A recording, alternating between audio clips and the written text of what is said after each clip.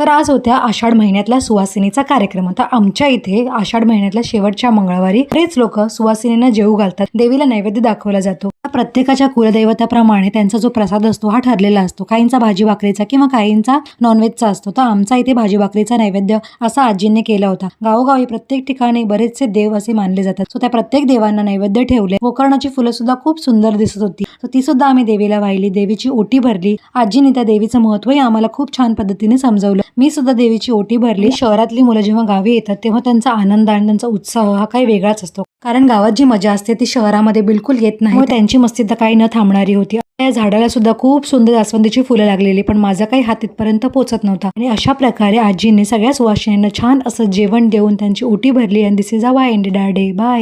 तर आज होत्या आषाढ महिन्यातला सुवासिनीचा कार्यक्रम होता। आमच्या इथे आषाढ महिन्यातल्या शेवटच्या मंगळवारी बरेच लोक सुवासिनींना जेवू घालतात, देवीला नैवेद्य दाखवला जातो। प्रत्येकाच्या कुलदैवताप्रमाणे त्यांचा जो प्रसाद असतो हा ठरलेला असतो। काहींचा भाजी भाकरीचा किंवा काहींचा नॉनव्हेजचा असतो। तर आमचा इथे भाजी भाकरीचा नैवेद्य असा आजींनी केला होता। गावोगावी प्रत्येक ठिकाणी बरेचसे देव असे मानले जातात। सो त्या प्रत्येक देवांना नैवेद्य ठेवले। गोकर्णाची फुलं सुद्धा खूप सुंदर दिसत होती, तर ती सुद्धा आम्ही देवीला वाहिली, देवीची ओटी भरली। आजींनी त्या देवीचं महत्त्वही आम्हाला खूप छान पद्धतीने समजावलं। मी सुद्धा देवीची ओटी भरली। शहरातली मुलं जेव्हा गावी येतात तेव्हा त्यांचा आनंद आणि त्यांचा उत्साह हा काही वेगळाच असतो, कारण गावात जी मजा असते ती शहरामध्ये बिलकुल येत नाही। त्यांची मस्ती तर काही न थांबणारी होती। या झाडाला सुद्धा खूप सुंदर जास्वंदीची फुलं लागलेली, पण माझा काही हात इथपर्यंत पोहोचत नव्हता। आणि अशा प्रकारे आजींनी सगळ्या सुवासिनींना छान असं जेवण देऊन त्यांची ओटी भरली। आणि this is a end day bye.